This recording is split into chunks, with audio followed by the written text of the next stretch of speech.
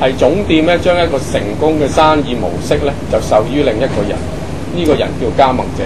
咁啊總店就會負責訓練加盟者，而加盟者咧就會依呢個方式去營運生意，咁就叫做特許經營。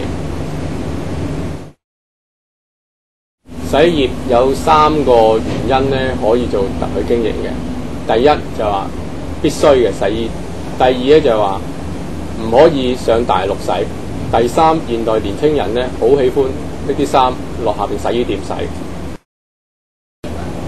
舉例嚟講咧，以我公司嗰個發展咧，用特許經營嘅模式咧，已經係有一段時間效果好理想。現在啲人就用大約20萬咧就可以加盟我哋公司。咁其實現在我哋已經有15間加盟店嘅。